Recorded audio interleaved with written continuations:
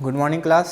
मैं आशीष कुमार चौहान आपके सामने फिर एक नया टॉपिक लेके आया हूँ, जिसके बारे में अपन आज चर्चा करेंगे और अच्छे से इसको याद करेंगे, पढ़ाई करेंगे। ठीक है, आप लोग अच्छे से माइंड फ्रेश करके बैठिए। बहुत ही अच्छा टॉपिक है प्रजनन तंत्र, और इसमें से एक दो क्वेश्चन आपके पीएटी एग्ज़ाम में पूछा जाता है। ठीक है, तो हमको अच्छे से इसके बारे में पढ़ना है। ठीक है, तो आइए अपन देखते हैं प्रजनन तंत्र, रिप्रोडक्टिव सिस्टम। ठीक है, अब देखो रिप्रोडक्टिव सिस्टम किसे कहेंगे, तो जाहिर सी बात है। ठीक है, अगर हम देखेंगे तो जितने भी एनिमल्स हैं, ठीक है, वो एक प्रोसेस होता है जिसके थ्रू क्या होता है, बनता है। ठीक है, और उसी प्रोसेस को अपन बोल सकते हैं प्रजनन।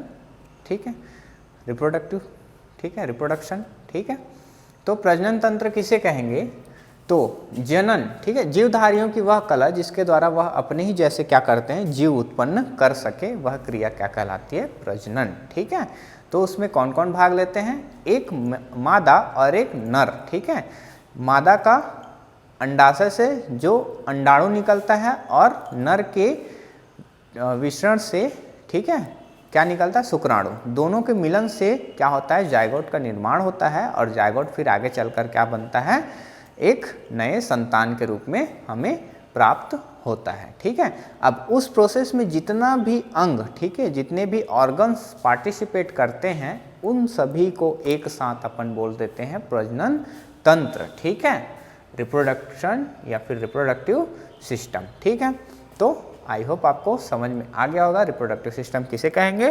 ठीक है, तो देखो मेल और फीमेल में क्या होता है, अलग अलग रिप्रोडक्टिव सिस्टम होता है। ठीक है, अलग अलग अंग जो होते हैं वो कार्य करते हैं। ठीक है, तो उसी के बारे में अपन को पढ़ना है।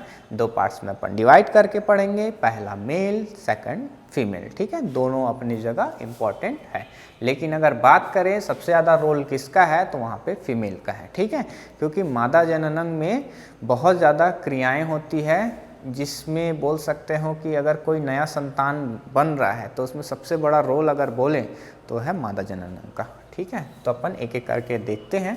तो सबसे पहले देख लेते हैं नर जनन तंत्र। ठीक है, मेल रिप्रोडक्शन सिस्टम या फिर रिप्रोडक्टिव सिस्टम। ठीक है, तो नर जनन तंत्र को अध्ययन की सुविधा की दृष्टि से इसको दो भागों में डिवाइड कर दिए हैं। ठीक है, पहला है मुख्य जनन तंत्र और दूसरा है सहायक जनन तंत्र। ठीक है, पहला है मुख्य जनन तंत्र और दूसरा है सहायक जनन तंत्र या फिर जनन अंग। ठीक है, जिसको प्राइमरी सेक्स ऑर्गन बोलेंगे, और दूसरा है एक्सेसरी सेक्स ऑर्गन। ठीक है, प्राइमरी सेक्स ऑर्गन में आएगा वृषण कोष, जिसको अंडकोष बोलते हैं, इंग्लिश में बात करें तो अपन स्क्रोटम बोलेंगे, और दूसरा है आपका टेस्टिस, जिसे अपन वृषण कहते हैं। यही मुख्य अंग है, इसी के द्वारा सारा काम होगा।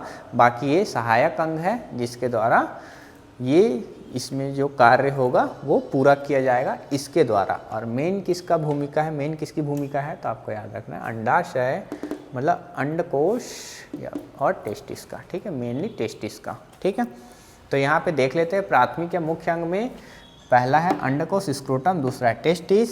एसेसरी ऑर्गन्स में देखें तो क्या क्या है, एपिडाइडिमिस, मैं इंग्लिश में ही नाम लूँगा। ठीक है, इंग्लिश में नाम याद करिएगा, इसमें बहुत ज़्यादा कन्फ्यूज़न होगा।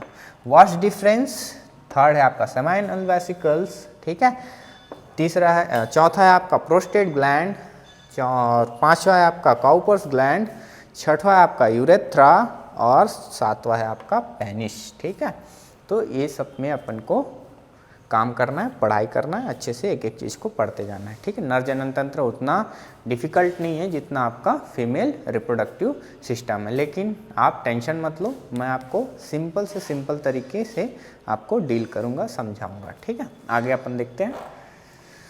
ये है आपका नर जनन तंत्र का डायग्राम। ठीक है, यहाँ पे आप लोग देख पा रहे होंगे, ठीक है, स्ट्रक्चर में कि कौन कौन चीज़ें अपने को पढ़ना है। ठीक है, मुख्य रूप से टेस्टिस को देखना है, स्क्रोटम को देखना है, एपिडाइडिमिस को देखना है। ठीक है, इधर आपका काउपर्स ग्लैंड के दो, मतलब काउपर्स ग्लैंड को देखना है, प्रोस्टेट ग्लैंड को देखना है, आपका यूरेथ्रा को देखना है, वास डिफरेंस को देखना है, पेनिस के बारे में पढ़ना है, और सेमाइनल वेसिकल्स। ठीक है, ये 7-8 चीज़ें हैं जिसके बारे में अपन को जानना है। ठीक है, अच्छे से देख लीजिए, अच्छे से कॉपी में बना लीजिए, नोट्स बना रहे होंगे तो, और नोट्स बना कर ही पढ़िए। ठीक है, बिना नोट्स बनाए पढ़ोगे तो बहुत ज़्यादा कन्फ्यूज़न होगा। तो इस डायग्राम को आप लोग अच्छे से बना लीजिए, और मैं जिस चीज़ में गोला मारा हूँ उसी चीज़ को आप नोट करिए, बाकी चीज़ को छोड़ दीजिए। ठीक है, तो चलिए अपन आगे बढ़ते हैं।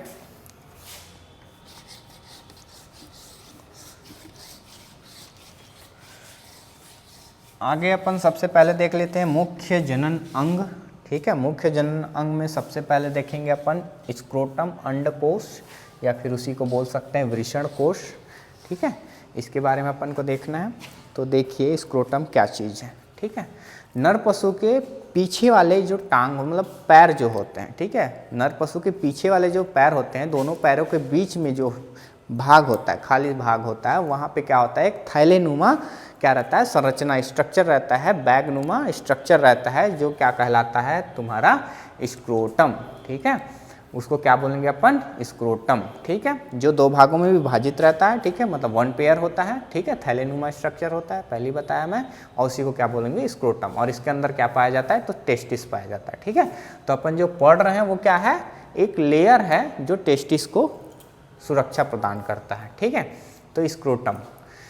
अब स्क्रोटम में क्या रहता है, तो बहुत सारे स्वेट ग्लैंड रहते हैं। ठीक है, और आपका ऑयल ग्लैंड रहते हैं। ठीक है, ये 2 चीज़ को याद रखिएगा। ठीक, अब वृषण कोश की परतें, ठीक है, जो उसका लेयर है वो किससे बना होता है, तो स्किन ग्लैंड, ठीक है, चर्म ऊतक या फिर चर्म ग्रंथियों से बना होता है। ठीक है, इसका मुख्य रूप से कार्य क्या है, यहीं से ही क्वेश्चन पूछेगा आपको कि मुख्य रूप से इसका काम क्या है, स्क्रोटम किसे कहते हैं और इसका कार्य क्या है। ठीक है, तो इसका मुख्य कार्य है वृषण को बाहरी आघातों से रक्षा करना। वृषण को होगा। ठीक है, वृषण को बाहरी आघातों से रक्षा करना।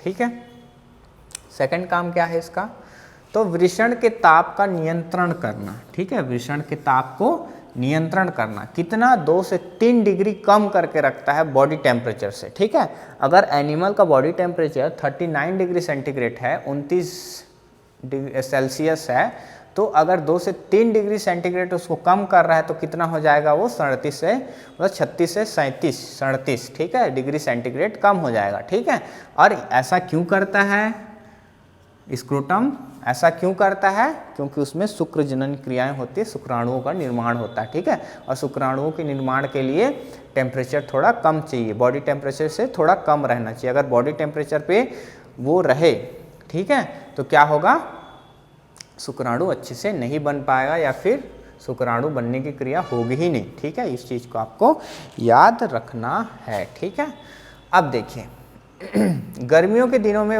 वातावरण का तापमान बहुत ज़्यादा अधिक गर्म हो जाता है, जिसके कारण क्या होता है, जो स्क्रोटम रहता है वो क्या है, ढीला हो जाता है, थोड़ा सा लटक जाता है। ठीक है, और वहीं शीत ऋतु ठंडी के टाइम क्या होता है, वो टाइट हो जाता है। ठीक है, उसका जो मांसपेशी जो होती है वो टाइट हो जाती है। ठीक है, तो इस चीज़ को याद रखना है। ठीक है, स्क्रोटम में 2-3 चीज़ याद रखना है। पहला मैं बोला स्क्रोटम कैसा दिखता है, थैलेनुमा स्ट्रक्चर रहता है। ठीक है, जिसके अंदर क्या रहता है, तो वृषण रहता है, और स्क्रोटम 2 भागों में बटा रहता है। ठीक है, जिसमें 2 वृषण उपस्थित होते हैं। ठीक है, अब वृषण में कौन कौन से ग्रंथियाँ पाई जाती है, तो तेल ग्रंथि, और दूसरा है पसीने की ग्रंथि, sweat gland and oil gland. ठीक है, उसके बाद वृषण का मुख्य कार्य क्या है, वृषण बोलता हूँ, स्क्रोटम का मुख्य कार्य क्या है, अंडकोश का मुख्य कार्य क्या है, तो वृषण को बाहरी आघातों से बचाना, और दूसरा कार्य क्या है, तो शरीर के तापमान से 2 से 3 डिग्री सेंटीग्रेड कम करके रखना,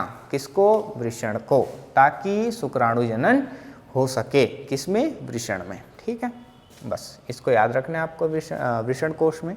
ठीक है, उसके बाद मेन जो है, ठीक है, इसको अपन देखते हैं। मेनली अपना फोकस किस में रहेगा, टेस्टिस में। ठीक है, स्क्रोटम में ये 2 पॉइंट को अच्छे से याद रखिएगा, यहाँ से क्वेश्चन पूछा जा चुका है और पूछेगा भी। ठीक है, उसके बाद अपन टेस्टिस देखते हैं। तो टेस्टिस जो होता है, ठीक है, वृषण नर जनन तंत्र का सबसे महत्वपूर्ण भाग होता है, या फिर महत्वपूर्ण अंग होता है बोल सकते हैं, क्योंकि सारे काम, या फिर बोल सकते हो नर जनन तंत्र का जो मुख्य कार्य है वो किसके द्वारा होता है, तो वृषण के द्वारा ही होता है। ठीक है, ये चीज़ को आपको अच्छे से याद रखना है। ठीक है, अब वृषण कहाँ पे होता है, तो जाहिर सी बात है स्क्रोटम में होता है, अंडकोश में रहता है। ठीक है, तो इस चीज़ को याद रखिएगा। उसके बाद वृषण जो होती है वो पेयरिंग में होती है, एक जोड़ी होती है, एक जोड़ी मतलब 2 की संख्या में होगी। ठीक है, और ये किससे जुड़ा रहता है, वृषण रज्जु स्पर्मेटिड कॉर्ड से जुड़ा रहता है। ठीक है, स्क्रोटम के स्पर्मेटिड कॉर्ड के द्वारा कौन जुड़ा रहता है, तो टेस्टिस जुड़ा रहता है। ठीक है, जैसे कि ये मैं आपको दिखा रहा हूँ, ऐसे करके ये रहता है, इसके अंदर क्या रहता है, टेस्टिस रहता है। ठीक है, ये किससे जुड़ा रहता है, तो यही है स्पर्मेटिड कॉर्ड। ठीक है, यही है क्या, स्पर्मेटिड कॉर्ड। ठीक है, और ये 2 टेस्टिस है जो किसमें है, स्क्रोटम के अंदर। ठीक है, इस चीज़ को आपको याद रखना है। ठीक है, ये तो हो गया आपका टेस्टिस कहाँ पे रहता है, कैसे रहता है। ठीक है, अब इसका साइज और शेप का बात करें तो साइज और शेप तो इसका अंडाकार रहता है, लेकिन अगर इसका साइज की बात करें एक बुल में तो 4 से 5 इंच लंबा होता है। ठीक है, 4 to 5 इंच लंबा होता है।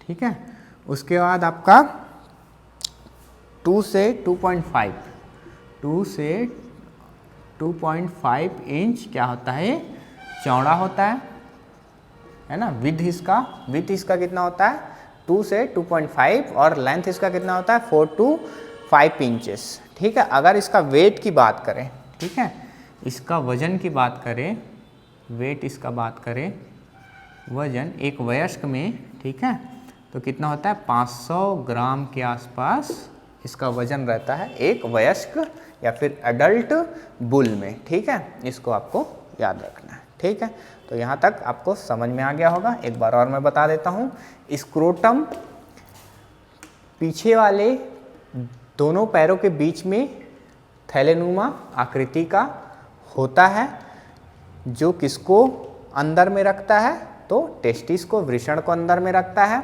ठीक है, और ये क्या करता है, मुख्य काम क्या है, तो वृषण को बाहरी आघातों से रक्षा करना और वृषण के ताप का नियंत्रण करना, ताकि वो शुक्राणु जनन क्रिया कर सके। ठीक है, और कितना ताप कम करके रखता है शरीर से, तो 2 से 3 डिग्री सेंटीग्रेड तापमान कम करके रखता है शरीर से। ठीक है, इसको याद रखिएगा। उसका टेस्टिस अपन देखें, टेस्टिस का महत्वपूर्ण भाग है। ठीक है, नर जनन तंत्र का महत्वपूर्ण भाग है। ठीक है, उसका टेस्टिस किससे जुड़ा रहता है, स्क्रोटम से, तो स्पर्मेटिड कॉर्ड से जुड़ा रहता है। और उसका लंबाई कितना रहता है, लेंथ कितना रहता है, तो 4 से 5 इंच। ठीक है, और अगर उसका विड्थ की बात करें, चौड़ाई की बात करें, तो कितना रहता है, 2 से 2.5 इंच, 2 to 2.5 इंच। और अगर उसका वेट का बात करें, वजन की बात करें, तो 500 ग्राम के आसपास रहता है एक अडल्ट बुल में। ठीक है, तो ये यहाँ पे अपन टेस्टिस और स्क्रोटम के बारे में देखें। अब देख लेते हैं टेस्टिस का मुख्य कार्य क्या है, मेन वर्क क्या है, इसका मेन फंक्शन क्या है। तो मैं आपको बता रहा हूँ, मेन फंक्शन इसका है स्पर्मेटोजेनेसिस, शुक्राणु जनन, और दूसरा है मेल रिप्रोडक्टिव हार्मोन्स बनाना। ठीक है, या फिर स्रावित करना। ठीक है, टेस्टोस्टेरोन। ठीक है, मेल हार्मोन्स किसको बोलते हैं, तो आपका टेस्टोस्टेरोन को बोलते हैं फंक्शन। ठीक है, अब उससे पहले अपन एक चीज़ और देख लेते हैं। ठीक है, तो टेस्टिस के अंदर 2 सेल पाए जाते हैं। ठीक है, क्या पाए जाते हैं, 2 सेल तो एक ही रहता है, एपिथेलियल सेल। ठीक है, उसमें एपिथेलियल सेल में भी 2 टाइप्स के होते हैं, पहला है जर्म सेल, ठीक है, और दूसरा है आपका सर्टोली सेल। तो जर्म सेल क्या है, तो जर्म सेल ही क्या होता है, डिवाइड होकर, फ्यूजन होकर क्या करता है, आपका शुक्राणुओं का निर्माण करता है। ठीक है, तो शुक्राणुओं का निर्माण कौन से सेल से होता है, तो जर्म सेल से होता है। ठीक है, एपिथेलियल टिश्यू है वो। ठीक है, कोशिका नहीं है, ऊतक है, ऊतक। और एपिथेलियल ऊतक में 2 सेल पाया जाता है, germ cell, Sertoli cell. Germ cell fusion के थ्रू या फिर विभाजन के जरिए शुक्राणुओं का निर्माण करता है या फिर शुक्राणुओं में परिवर्तित हो जाती है, ठीक है। और सर्टोली सेल क्या करता है, इन्हीं शुक्राणुओं को क्या करता है, पोषण प्रदान करता है, ठीक है। सर्टोली सेल क्या करता है, शुक्राणुओं को पोषण प्रदान करता है, ठीक है। तो सर्टोली सेल कहाँ पे प्रेजेंट रहता है, टेस्टिस में, ठीक है। आपका जर्म सेल कहाँ पाया जाता है, तो टेस्टिस में, ठीक है। ये भी आपको याद रखना है, ठीक है। फंक्शन अपन देखते हैं तो स्पर्मेटोजेनेसिस शुक्राणु जनन, ठीक है, और नर हार्मोन का स्रावण करता है कौन, टेस्टिस, ठीक है। टेस्टिस का फंक्शन देख रहे हैं। तो टेस्टिस एक हार्मोन रिलीज करता है जिसको बोलते हैं टेस्टोस्टेरॉन, ठीक है, टेस्टोस्टेरॉन, ठीक है। नर जनन हार्मोन किसे कहते हैं, तो टेस्टोस्टेरॉन या फिर एंड्रोजन, ठीक है, याद रखिएगा, मेनली टेस्टोस्टेरॉन, ठीक है। कहाँ पे श्रावण होता है, टेस्टिस में। शुक्र जनन क्रिया कहाँ पे होती है, टेस्टिस में होती है, ठीक है। तो ये हो गया मुख्य जनन अंग किसका, मेल का, ठीक है। उसके बाद अपन देख लिए, पहला पार्ट देख लिए मुख्य जनन अंग प्राइमरी सेक्स ऑर्गन। अब देखेंगे एक्सेसरी सेक्स ऑर्गन, सहायक जनन अंग किसमें, तो आपका नर जनन तंत्र में, ठीक है। सबसे पहला भाग है एपिडाइडेमिस, अधिवृषणनलिका, ठीक है। एपिडाइडेमिस याद रखिएगा। अब एपिडाइडेमिस क्या है, तो अपन डायग्राम के थ्रू देखते हैं। ये देखिए, ये जो नली दिख रही है ना, पतली पतली पतली, बहुत पतली पतली एकदम, बहुत, है ना, ये ठीक है। डायग्राम आपको दिख पा रहा होगा, हाँ दिख रहा होगा। तो ये जो नली है ना, किसके अंदर, टेस्टिस के अंदर है ये, ठीक है। ये क्या है आपका, टेस्टिस है ये, ठीक है। टेस्टिस के अंदर क्या है, एपिडाइडेमिस है, ठीक है। तो जो ये एपिडाइडेमिस है ना, वो क्या करता है, शुक्राणुओं को जगह प्रदान करता है मूवमेंट करने के लिए, ठीक है। उसको क्या करता है, जगह प्रदान करता है मूवमेंट करने के लिए, गतिशीलता देने के लिए, ठीक है। तो एपिडाइडेमिस समझ में आया, कहाँ पे रहता है, टेस्टिस के अंदर। अब देखते हैं एपिडाइडेमिस में क्या क्या चीज़ें अपन को पढ़ना है, ठीक है। देखिए, एपिडाइडेमिस क्या है, एक प्रकार का नलिका है, ठीक है। मैं बताया आपको, बहुत ही पतली नलिका है जिसके अंदर शुक्राणु घूमते रहते हैं, ठीक है। और ये कनेक्टिव टिश्यू से बनी होती है, ठीक है, जानने की ज़रूरत नहीं है। एपिडाइडेमिस क्या है, कैसा रहता है, वो आपको याद रखना। लंबाई इसकी देख लो, 33 से 35 मीटर, ठीक है, 33 से 35 मीटर, ठीक है। आपका टेस्टिस कितना बड़ा रहता है, इतना बड़ा। और सोचो इसी के अंदर क्या रहता है, एपिडाइडेमिस, उसकी लंबाई कितनी है, तो 33 से 35 मीटर, मजाक नहीं है, ठीक है। बहुत ही पतली, बहुत ज़्यादा पतली होती है ये, ठीक है। ऐसे करके ये पूरा ऐसे करके इसमें अंदर में रहती है, 33 से 35 मीटर के आसपास इसकी लंबाई होती है, ठीक है। अगर फीट में बात करें तो 110 से 118 फीट, ठीक है, प्रेजेंट रहती है कहाँ पे, टेस्टिस में, ठीक है। उसके बाद देखिए, उसका मुख्य कार्य क्या है एपिडाइडेमिस का, तो शुक्राणुओं के परिवहन मतलब मूवमेंट के लिए, शुक्राणुओं का सांद्रण करने के लिए, शुक्राणुओं का संग्रहण करने के लिए, भंडारण करने के लिए, ठीक है। मुख्य काम क्या है इसका, शुक्राणुओं का भंडारण एवं शुक्राणुओं का परिवहन, ये दोनों मुख्य कार्य हैं, ठीक है। ये दोनों को आपको याद रखना है। एपिडाइडेमिस का मुख्य कार्य क्या है, तो शुक्राणुओं को संग्रहण करना और शुक्राणुओं का परिवहन करना, ठीक है। उसके बाद अपन दूसरा देखते हैं वॉस डिफरेंस, ठीक है। वॉसा डिफरेंस जिसको बोलते हैं, अगर हिंदी में बात करें तो हिंदी में इसको क्या बोलते हैं, हिंदी में क्या बोलते हैं यार, हिंदी में इसको बोलते हैं शुक्रवाहिनी, ठीक है। क्या बोलते हैं, शुक्रवाहिनी, ठीक है, शुक्रवाहिनी, ठीक। इसका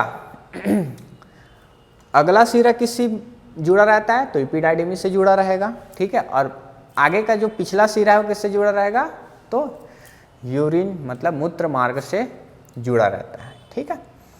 तो ये क्या है, शुक्रवाहक नलिका कहलाती है, जिसमें से होकर क्या होता है, शुक्राणु आगे बढ़ता है, ठीक है।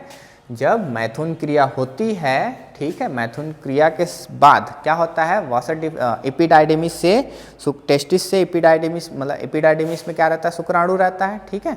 शुक्राणु फिर कहाँ जाएगा, वासर डिफरेंस में, वासर डिफरेंस के थ्रू कहाँ जाएगा वो, यूरेथ्रा में, समाइनल वेसिकल में, समाइनल वेसिकल के बाद हो जाएगा यूरेथ्रा में, यूरेथ्रा के बाद हो जाएगा पेनिस में, पेनिस के बाद हो जाएगा फीमेल सेक्स ऑर्गन में, ठीक है, वेजाइना के थ्रू वो फिर जाएगा सर्विक्स, सर्विक्स से थ्रू फिर हो जाए, सर्विक्स के थ्रू फिर हो जाएगा कहाँ, आपका फैलोपियन ट्यूब की तरफ बढ़ेगा वो, ठीक है। ये सब चीज़ अपन देखते जाएंगे, पहले इसको देख लेते हैं वासर डिफरेंस क्या है, ठीक है। तो शुक्रवाहक है, ठीक है, शुक्राणुओं को आगे की ओर ले जाने का काम करता है, ठीक है। इसकी जो दीवारें रहती है वो चिकनी रहती है, जाहिर सी बात है चिकनी रहेगी तभी शुक्राणु आगे की ओर बढ़ पाएगा, ठीक है। अब इसकी लंबाई कितनी होती है, महज 3 से 7 इंच की आसपास होती है, ठीक है। वासर डिफरेंस का साइज क्या होता है, लंबाई क्या होता है, लेंथ क्या होता है इसका, 4 to 7 इंचेस होता है, ठीक है। शुक्रवाहक की वीर्य का मुख्य रास्ता है, ठीक है, इसको मुख्य रास्ता बोला जाता है, ठीक है, मैथुन क्रिया के द्वारा इसी रास्ते से क्या होता है, शुक्राणु आगे की ओर बढ़ता है, ठीक है। अगर इस भाग को हम काट दें, ठीक है, काट कर उसको बांध दें तो क्या हो जाएगा, अस्थायी रूप से, मतलब टेम्पररी क्या हो जाएगा, आपका बांझपन आ जाएगा, ठीक है, मतलब अस्थायी बांझपन आ जाता है, उसी को इंग्लिश में अगर बोले तो वॉसेक्टोमी बोलते हैं, ठीक है। तो वॉसेक्टोमी क्रिया कहाँ पे की जाती है, तो वासर डिफरेंस में की जाती है, ठीक है। इस चीज़ को आपको अच्छे से याद रखना है, ठीक। उसके बाद आता है सेमाइनल वेसिकल्स, ठीक है, शुक्रवाहिनी, ठीक है, या शुक्राशय, शुक्राशय, शुक्रवाहिनी की पुटिका के दोनों ओर एक एक शुक्राशय होते हैं, ठीक है। अपन देख लेते हैं डायग्राम में कहाँ पे होते हैं, सेमाइनल वेसिकल्स, ठीक है, ये है एक, ये दिख रही है, और ये है एक, ये, ठीक है। ये दोनों क्या रहता है, एक दूसरे, मतलब एक दोनों पास पास में होते हैं, ठीक है। किसके पास में होते हैं, तो वासर डिफरेंस, ठीक है। ये नली क्या है, वासर डिफरेंस है ना, दिख रहा है ना आपको, वासर डिफरेंस को ऐसे करके घेर के रखती है कौन, सेमाइनल वेसिकल्स, ठीक है, सेमाइनल वेसिकल्स, ठीक। सेमाइनल वेसिकल्स कितनी लंबाई इसकी कितनी होती है, 4 इंच के आसपास होती है, मोटाई कितनी होती है, तो 1 इंच के आसपास होती है, ठीक है। इससे एक स्राव होता है जिसको बोलते हैं फ्रक्टोज और सिट्रिक एसिड का, ठीक है। फ्रक्टोज और सिट्रिक एसिड कहाँ पे मिलता है, वीर्य में, तो मतलब शुक्राणु में, तो कहाँ पे मिलता है, तो आपको सेमाइनल वेसिकल्स याद रखना है। और फ्रक्टोज, सिट्रिक एसिड और वीर्य, फ्रक्टोज, साइट्रिक एसिड और शुक्राणु ही मिलकर क्या बनाते हैं, वीर्य बनाते हैं, वीर्य, ठीक है, ताकि वीर्य को क्या है, पोषण प्रदान हो सके, ठीक है। जो शुक्राणुओं की गतिशीलता को प्रभावित करते हैं और वीर्य के आयतन को बढ़ाता है, कौन बढ़ाता है भाई, तो सेमाइनल वेसिकल्स से जो फ्रक्टोज और आपका साइट्रिक एसिड निकल रहा है, स्रावित हो रहा है, और कहाँ पे मिल रहा है वो जाकर, तो शुक्राणु मतलब वीर्य में जाके मिल रहा है, ठीक है। तो इस चीज़ को याद रखिएगा, ये दोनों चीज़ को याद रखिएगा, ठीक है। इसमें वासर डिफरेंस में वॉसेक्टोमी को याद रखिएगा, एपिडाइडिमिस में संग्राहक परिवहन को याद रखिएगा। उससे पहले टेस्टिस में आपको शुक्रजनन कहाँ पे होता है, टेस्टिस में होता है, ठीक है। और आपका नर हार्मोन टेस्टोस्टेरोन का स्रावण कहाँ होता है, टेस्टिस में होता है, ये चीज़ को याद रखिएगा, ठीक है। वृषण के अंदर कौन सा भाग रहता है बोलने से, तो एपिडाइडिमिस रहता है, वासर डिफरेंस नहीं रहता, एपिडाइडिमिस रहता है, याद रखिएगा, ठीक है, क्वेश्चन पूछ सकता है। उसके बाद आते हैं प्रोस्टेट ग्लैंड, ठीक है। प्रोस्टेट ग्लैंड को अगर डायग्राम में अपन देखें तो एक बार एक नज़र देख लेते हैं, प्रोस्टेट ग्लैंड कहाँ पे है भाई, ये, ठीक है, ठीक है, दिख पा रहा है आपको, अच्छे से देखो उसको, फिर आगे अपन देखते हैं, ठीक है। देख लिए प्रोस्टेट ग्लैंड, ठीक है, प्रोस्टेट ग्लैंड का देखते हैं क्या है प्रोस्टेट ग्लैंड, ठीक है। प्रोस्टेट ग्लैंड, यह ग्रंथि 2 सम्मिलित खंडों वाली होती है, ठीक है, वो 2 भागों में बटी होती है, नहीं दिख रहा है वहाँ पे, लेकिन वो 2 भागों में बटी हुई रहती है, ठीक है। अब कैसे रहती है, क्या रहती है, उसके बारे में अपन देखते हैं। अब प्रोस्टेट ग्लैंड का मुख्य कार्य क्या है, तो जो वीर्य होता है ना भाई, जो वीर्य होता है उसमें जो विशेष गंध आती है, वीर्य में एक विशेष गंध आती है, तो वो किसके कारण आती है, तो प्रोस्टेट ग्लैंड, ठीक है। प्रोस्टेट ग्लैंड से एक क्या निकलता है, म्यूकस या फिर बोल सकते हैं द्रव निकलता है, क्षारीय द्रव निकलता है, जो क्या करता है, विशेष गंध प्रदान करता है और योनि के अम्लीयता को, ठीक है, वीर्य में ये मिल जाता है। जब वीर्य योनि में जाता है तो योनि में क्या रहता है, अम्लीयता बहुत ज़्यादा रहता है, जिसके कारण शुक्राणु मर जाते हैं। तो उस अम्लीयता को कम करने के लिए प्रोस्टेट ग्लैंड से एक क्षारीय द्रव स्रावित होती है, जो जाके कहाँ पे मिल जाती है, वीर्य में। और वो वीर्य फिर जब मादा जनन तंत्र में जाती है, मतलब जाता है, ठीक है, वीर्य जब जाता है मादा जनन तंत्र में तो क्या करता है, योनि की अम्लीयता को कम कर देता है, ठीक है। इस चीज़ को आपको याद रखना है, ठीक। उसके बाद आता है काउपर्स ग्लैंड, ठीक है। तो काउपर्स ग्लैंड किसे कहेंगे, ये भी कहाँ पे पाया जाता है, देख लेते हैं एक नज़र अपन। ये देखिए काउपर्स ग्लैंड, ठीक है, काउपर्स ग्लैंड ये रहा छोटा सा, ठीक है, ये रहा काउपर्स ग्लैंड। अच्छे से देखिए उसको। ये यहाँ से शुरू हो रहा है ना भाई, ये एपिडाइडमिस, फिर ये यहाँ से लेकर यहाँ तक वासा डिफरेंस, फिर यहाँ पे आपका समाइनल वेसिकल्स, फिर समाइनल वेसिकल्स से आगे प्रोस्टेट ग्लैंड, फिर उसके आगे जाएंगे तो आपको मिलेगा काउपर्स ग्लैंड, ठीक है। अब यहाँ पर आ गए हम, ठीक है, आगे देखते हैं काउपर्स ग्लैंड, ठीक है। काउपर्स ग्लैंड का क्या कार्य है, तो यह मूत्र मार्ग के दोनों ओर एक एक ग्रंथि के रूप में पाया जाता है, ठीक है। जैसे डायग्राम में देखिए अपन, इसके द्वारा मुकस की भांति एक चिपचिपा द्रव का श्रावण होता है, ठीक है, जो क्या करता है, मूत्र मार्ग को क्या करता है, साफ करता है। जब मैथुन क्रिया हो जाती है तो देखना एनिमल्स क्या करता है, मूत्र विसर्जन करता है, ठीक है, क्या करता है, मूत्र विसर्जन करता है। वो किस कारण होता है, तो यही जो होता है काउपर्स ग्लैंड, वो उसमें क्या करता है, एक द्रव स्रावित करता है, जिसके कारण वो जो नली रहती है ना, वो साफ होती है इससे, ठीक है। तो साफ करने का कार्य कौन कर रहा है, काउपर्स ग्लैंड कर रहा है, ठीक है। किसको, मूत्र मार्ग को, क्योंकि नर जनन तंत्र में एक रहता है कि मूत्र मार्ग और वीर्य निकलने का, दोनों के निकलने का रास्ता एक ही होता है। मादा जनन तंत्र में ऐसा नहीं होता, ठीक है, मूत्र के अलग रहता है और आपका ये अंडाणु निकलने के लिए अलग रास्ता होता है, दो रास्ते होते हैं, ठीक है। लेकिन अगर हम बात करें नर जनन तंत्र की तो एक ही रास्ता होता है, मूत्र मार्ग के लिए भी, मूत्र के लिए भी और तुम्हारा वीर्य के लिए भी। इसीलिए काउपर्स ग्लैंड क्या करता है, एक स्राव स्रावित करता है, चिपचिपा पदार्थ स्रावित करता है, जो मूत्र के साथ मिलकर, ठीक है, क्या करता है, मूत्र मार्ग को साफ करता है, ठीक। उसके बाद यूरेथ्रा, ठीक है, मूत्र मार्ग, इस मार्ग के द्वारा ही वीर्य एवं मूत्र विसर्जन की क्रियाएं होती हैं, ठीक है। इस चीज को आपको याद रखना है, ठीक है। उसके बाद लास्ट अपन देखेंगे पेनिस, ठीक है। तो पेनिस की बात करें तो ये क्या करता है, मैथुन क्रिया में सहायता प्रदान करता है, जिससे क्या होता है, मैथुन क्रिया के समय यही भाग जो रहता है, मादा जनन तंत्र, मादा जनन अंग, योनि जिसको बोलते हैं, योनि के अंदर जाकर शुक्राणुओं को कहाँ, मतलब छोड़ता है, ठीक है। जिसके कारण फिर क्या होता है, फर्टिलाइजेशन क्रिया होती है, फर्टिलाइजेशन के थ्रू फिर क्या बनता है, जायगोट बनता है, जायगोट बनने के बाद फिर वो क्या होता है, यूटेरस में जाकर फिर आगे अपना वो विकास करता है, फिर वहाँ से बनता है नया संतान, ठीक है। तो इसको आपको याद रखना। तो पेनिस का उतना ज़्यादा बारे में नहीं जानना है अपने को, बस इतना जानना है मैथुन क्रिया में भाग लेता है।